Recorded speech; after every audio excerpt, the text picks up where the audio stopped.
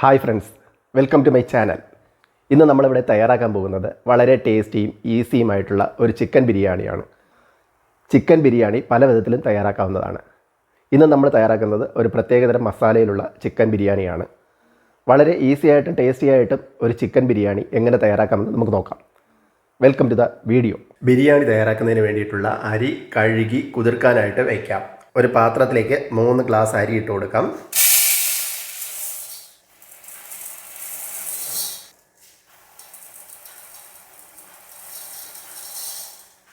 അരി വെള്ളമൊഴിച്ച് അരമണിക്കൂർ കുതിർക്കാനായിട്ട് വയ്ക്കാം. ബിരിയാണി ഉണ്ടാക്കുന്നതിന് വേണ്ടിയിട്ടുള്ള പച്ചക്കറികളെല്ലാം ഒന്ന് കട്ട് ചെയ്തെടുത്തിട്ട് വരാം. അരി കുതിർക്കാൻ വയ്ക്കുന്നതിനോടൊപ്പം തന്നെ ചിക്കനും അരമണിക്കൂർ മാറിനേറ്റ് ചെയ്യാനായിട്ട് വയ്ക്കാം. ചിക്കൻ മാറിനേറ്റ് ചെയ്യാൻ വെക്കാൻ വേണ്ടിയിട്ട് ഒരു പച്ച മസാല ഇവിടെ നമുക്ക് റെഡിയാക്കി എടുക്കാം. പച്ച മസാല പേസ്റ്റ് തയ്യാറാക്കുന്നതിന് വേണ്ടി ഒരു മിക്സിയുടെ ജാറിലേക്ക് കുറച്ച് മല്ലിയില ഇട്ട് കൊടുക്കാം. വലിയ പച്ചമുളക് ഒരു 3 എണ്ണം, ചെറിയ പച്ചമുളക്, സാദാ പച്ചമുളക് 2 എണ്ണം. ഇനി ഇതൊന്ന് പേസ്റ്റാക്കി എടുക്കാം. അടുത്തതായി ചിക്കൻ മാരിനേറ്റ് ചെയ്തെടുക്കാം. ചോറ് വയ്ക്കുന്നതിന് വേണ്ടിയിട്ട് 3/4 കിലോ അരിയാണ് എടുത്തിരിക്കുന്നത്. 3/4 കിലോ അരിക്ക് 3/4 കിലോ ചിക്കൻ എടുത്തിട്ടുണ്ട്. കഴുകി വൃത്തിയാക്കി വെച്ചിരിക്കുന്ന ചിക്കനിലേക്ക് തൈര് ഒഴിച്ചു കൊടുക്കാം.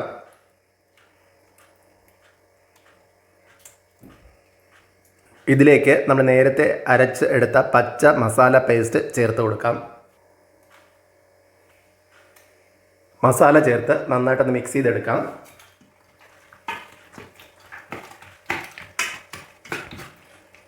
ഇനി ഇത് റെസ്റ്റ് ചെയ്യുന്നതിനായിട്ട് അരമണിക്കൂർ മാറ്റി വയ്ക്കാം. ബിരിയാണി തയ്യാറാക്കുന്നതിന് വേണ്ടി കുതിർത്ത് മാറ്റി വെച്ചിരുന്ന അരി കഴുകി വൃത്തിയാക്കി എടുത്തിട്ടുണ്ട്. 3/4 കിലോ ബസ്മതി റൈസാണ് ഞാനിവിടെ ബിരിയാണിക്ക് വേണ്ടി എടുത്തിരിക്കുന്നത്. പച്ചക്കറികളെല്ലാം കഴുകി വൃത്തിയാക്കി കട്ട് ചെയ്തെടുത്തിട്ടുണ്ട്. ചിക്കൻ മസാലയ്ക്ക് വേണ്ടിയിട്ട് ഒരു ഗ്രീൻ കളർ പച്ച പേസ്റ്റ് തയ്യാറാക്കിയെടുക്കാം. അതിന് വേണ്ടിയിട്ട് ഒരു മിക്സിയുടെ ജാറിലേക്ക് കുറച്ച് മല്ലിയില,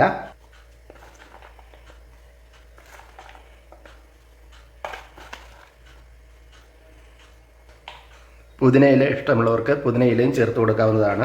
ഞാനിവിടെ പുതിനയില ചേർക്കുന്നില്ല, മല്ലിയില മാത്രമേ ചേർത്ത് കൊടുക്കുന്നുള്ളൂ. ബിരിയാണി മസാലയുടെ എരിവിന് വേണ്ടിയിട്ട് മുളക് പൊടിയൊന്നും ചേർത്ത് കൊടുക്കുന്നില്ല, പകരം പച്ചമുളകാണ് ചേർത്ത് കൊടുക്കുന്നത്. അതിന് വേണ്ടിയിട്ട് വലിയ പച്ചമുളക് ഒരു 6 എണ്ണം എടുത്തിട്ടുണ്ട്. 4 സാദാ പച്ചമുളക്,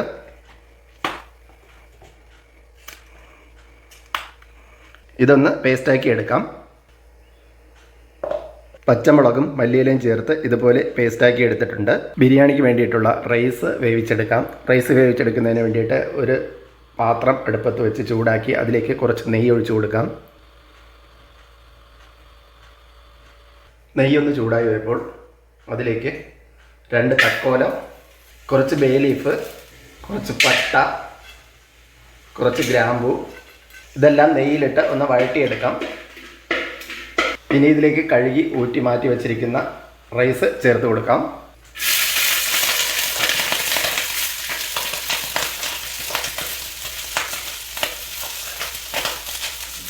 റൈസ് ചെറുതായിട്ടൊന്ന് റോസ്റ്റ് ചെയ്തെടുക്കാം. ഒരുപാട് അങ്ങ് റോസ്റ്റ് ആകേണ്ട ആവശ്യമില്ല, ചെറുതായിട്ട് റോസ്റ്റാക്കി എടുത്താൽ മതിയാകും. ഇങ്ങനെ ചെയ്യുന്നത് ചോറ് കുഴഞ്ഞു പോകാതിരിക്കുന്നതിന് വേണ്ടിയിട്ടാണ്. അരി കുതിർത്ത് ഇതുപോലെ റോസ്റ്റ് ചെയ്ത് വേവിക്കാൻ വെച്ചാൽ 5 മിനിറ്റിനുള്ളിൽ അരി വെന്ത് കിട്ടും. നെയ്യിൽ കിടന്ന് അരി ഇതുപോലെ ഒന്ന് റോസ്റ്റായി വരുമ്പോൾ ഇതിലേക്ക് 6 കപ്പ് വെള്ളം ഒഴിച്ചു കൊടുക്കാം. ഇനി ഇതിലേക്ക് 2 ടേബിൾ സ്പൂൺ ഉപ്പിട്ട് കൊടുക്കാം. നന്നായിട്ടൊന്ന് ഇളക്കി കൊടുക്കുക.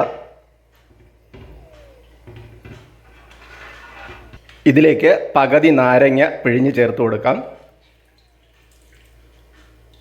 ഇനി ഇത് അടച്ചു വെച്ച് 5 മിനിറ്റ് വേവിച്ചെടുക്കാം. ബിരിയാണിക്ക് വേണ്ടിയിട്ടുള്ള മസാല തയ്യാറാക്കിയെടുക്കാം. മസാല തയ്യാറാക്കിയെടുക്കുന്നതിന് വേണ്ടി ഒരു പാനിലേക്ക് 3 ടേബിൾ സ്പൂൺ എണ്ണ ഒഴിച്ചു കൊടുക്കാം. സൺഫ്ലവർ ഓയിലാണ് ഒഴിച്ചു കൊടുത്തിരിക്കുന്നത്. ഓയിലൊന്ന് ചൂടാകുമ്പോൾ അരിഞ്ഞു വെച്ചിരിക്കുന്ന 3 സവാള ഇതിലേക്ക് ചേർത്ത് കൊടുക്കാം. സവാള ചേർത്ത് വഴറ്റിയെടുക്കാം. ഇതിലേക്ക് 1 ടേബിൾ സ്പൂൺ ഉപ്പ് ചേർത്ത് കൊടുക്കാം. ഉപ്പ് ചേർത്ത് നന്നായിട്ട് വഴറ്റിയെടുക്കാം. സവാള ഒരുപാടങ്ങ് വഴണ്ട് വരേണ്ട ആവശ്യമില്ല, ചെറുതായിട്ടൊന്ന് കുഴഞ്ഞു വന്നാൽ മതിയാകും. ഇതിലേക്ക് ഇഞ്ചിയും വെളുത്തുള്ളിയും ചേർത്ത് വഴറ്റിയെടുക്കാം. ഇഞ്ചിയുടെയും വെളുത്തുള്ളിയുടെയും പച്ചമണം മാറി വരുമ്പോൾ ഇതിലേക്ക് ഒരു ടൊമാറ്റോ കട്ട് ചെയ്തത് ചേർത്ത് കൊടുക്കാം. ടൊമാറ്റോയും ചേർത്ത് നന്നായിട്ടൊന്ന് വഴറ്റിയെടുക്കാം. തക്കാളി ഒന്ന് ചെറുതായിട്ട് വെന്ത് വരുമ്പോൾ ഇതുപോലെ ഉടച്ച് ചേർത്ത് കൊടുക്കുക.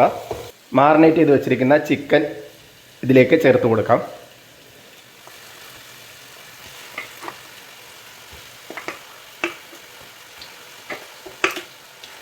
മാറിനേറ്റ് ചെയ്ത് വെച്ചിരിക്കുന്ന ചിക്കൻ ചേർത്ത് നന്നായിട്ടൊന്ന് ഇളക്കി യോജിപ്പിച്ചെടുക്കാം.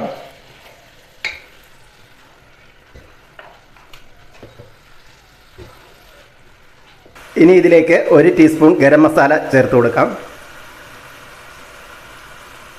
ഗരം മസാല ചേർത്ത് ഒന്ന് ഇളക്കി യോജിപ്പിച്ചെടുക്കാം. ഗരം മസാലയുടെ പച്ചമണം ഒന്ന് മാറിക്കിട്ടുന്നത് വരെ ചെറുതായിട്ടൊന്ന് വഴറ്റി കൊടുക്കാം. ഗരം മസാലയുടെ പച്ചമണം മാറി വന്നിട്ടുണ്ട്. ഇനി ഇതിലേക്ക് നമ്മൾ നേരത്തെ അരച്ച് മാറ്റി വെച്ചിരിക്കുന്ന പച്ചമുളകും മല്ലിയിലയും ചേർത്ത ഗ്രീൻ മിക്സ് ചേർത്ത് കൊടുക്കാം. മിക്സ് ചേർത്ത് നന്നായിട്ടൊന്ന് ഇളക്കി യോജിപ്പിച്ചെടുക്കാം.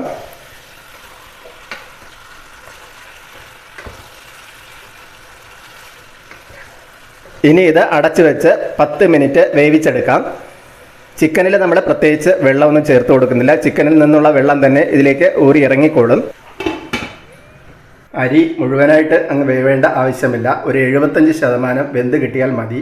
അരി ഏകദേശം 75% വെന്ത് വന്നിട്ടുണ്ട്. ഇനി ഇത് കോരി ഊറ്റി ഒരു പാത്രത്തിലേക്ക് മാറ്റി വയ്ക്കാം.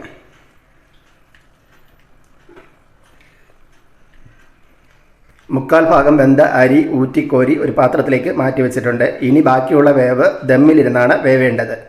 ബിരിയാണിക്കുള്ള മസാല നന്നായിട്ട് വെന്ത് വന്നിട്ടുണ്ട്. ദമ്മ് ചെയ്യുന്നതിന് വേണ്ടി ഇതിൽ കുറച്ച് കോരി വേറൊരു പാത്രത്തിലേക്ക് മാറ്റാം.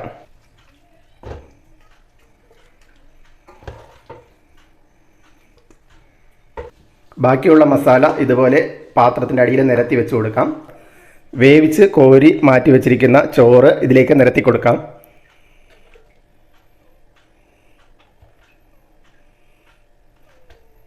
ചോറിന് മുകളിലേക്ക് മസാല വെച്ച് കൊടുക്കാം.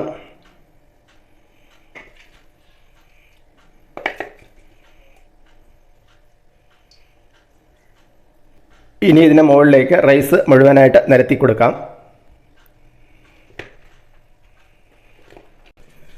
ചോറ് നിരത്തിയതിന് ശേഷം ഇതിൻ്റെ മുകളിലേക്ക് 2 ടേബിൾ സ്പൂൺ നെയ്യ് ഒഴിച്ചു കൊടുക്കാം.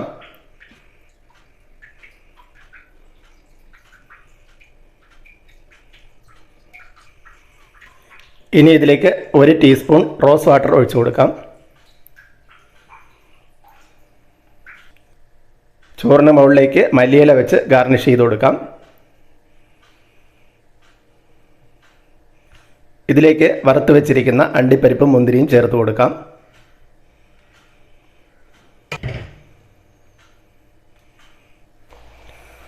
മസാലയും ചോറും നിരത്തി കൊടുക്കുന്ന സമയത്ത് ഫ്ലെയിം ഓൺ ചെയ്യേണ്ട ആവശ്യമില്ല. ഇതെല്ലാം നിരത്തി കൊടുത്തതിന് ശേഷം ഫ്ലെയിം ഓൺ ചെയ്ത് തീ ലോ ഫ്ലെയിമിലാക്കി 10 മിനിറ്റ് ദം ചെയ്തെടുക്കാം. 10 മിനിറ്റ് ദം ചെയ്തതിന് ശേഷം ബിരിയാണി പോട്ട് തുറന്ന് നോക്കാം. ഹായ്, നമ്മുടെ സൂപ്പർ ബിരിയാണി ഇവിടെ റെഡിയായി വന്നിട്ടുണ്ട്. നിങ്ങളെല്ലാവരും ഇതൊന്ന് ട്രൈ ചെയ്ത് നോക്കുക. തീർച്ചയായിട്ടും നിങ്ങൾക്ക് ഇഷ്ടപ്പെടും. നിങ്ങളുടെ അഭിപ്രായങ്ങൾ കമൻറ്റ് ബോക്സിൽ രേഖപ്പെടുത്തുക. വീഡിയോ ഇഷ്ടപ്പെട്ടാൽ ലൈക്ക് ചെയ്യാനും ഷെയർ ചെയ്യാനും സബ്സ്ക്രൈബ് ചെയ്യാനും മറക്കരുതേ. മറ്റൊരു വീഡിയോയുമായി വീണ്ടും കാണാം. Thanks for watching.